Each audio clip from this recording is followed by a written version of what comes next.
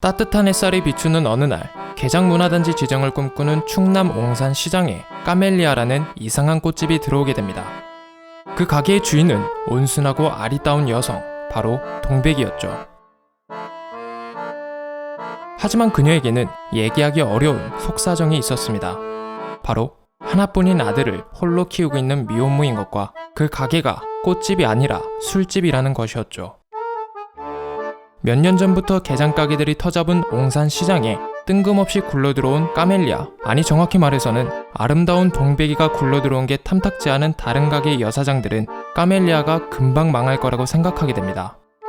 하지만 그 여사장들 등살에 못 이기던 남편들이 까멜리아를 자신들의 아지트처럼 여겨 결국 까멜리아는 6년이 넘게 그곳에서 살아남게 되죠.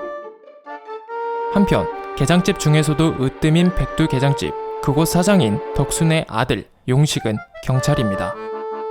그런데 그는 시험을 봐서 경찰이 된 게 아닌 고등학생 때부터 도둑, 살인 강도 등등 범죄자들이랑 계속 엮여 맨손으로 때려잡아 무수히 많은 표창 때문에 자연스럽게 경찰이 된 케이스였죠.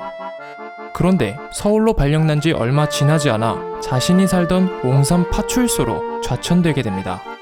그 이유는 범죄자에게는 말보다 손이 먼저 나가기 때문이었죠. 그렇게 그는 영국 왕세자비 다이애나 같은 서울 여자를 만나겠다는 꿈을 접은 채 5년 전 옹산에서 일어난 까불이 연쇄살인 사건을 수사하게 됩니다.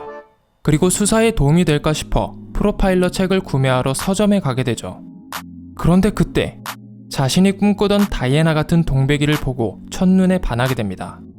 그래서 용식은 동백이에게 자신은 총각이라는 얼토당토않는 말을 하며 친해지려 하지만 동백은 당연히 미친놈이라 생각하며 자리를 피해버리게 되죠. 그래도 용식은 동백이를 쫄래쫄래 쫓아가게 됩니다. 그런데 동백이가 법률사무소로 들어가는 것을 보고 변호사라고 오해를 해 자신과 격이 맞지 않다고 생각하게 되죠. 하지만 동백이가 법률사무소에 찾아간 이유는 가게에서 먹고 간 음식값을 주지 않는다는 이유 때문이었습니다. 그런데 하필 그 법률사무소 변호사가 건물주의 아내 홍자영이었죠. 한편 첫눈에 반한 여자가 자신과 격이 다른 변호사였다는 걸 생각하는 용식은 자신이 옹산으로 전근 왔다는 걸 축하해준다는 파출소장, 파출소 동료와 까멜리아를 가게 됩니다.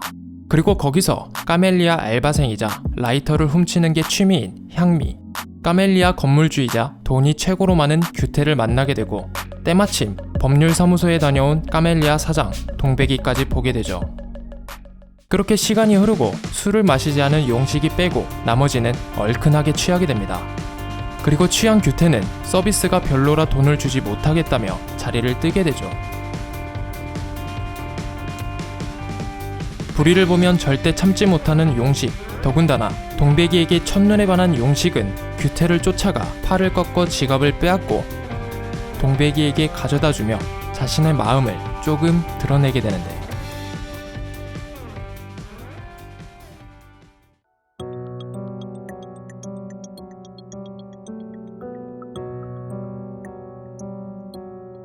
재미있게 보셨다면 구독, 좋아요 부탁드립니다.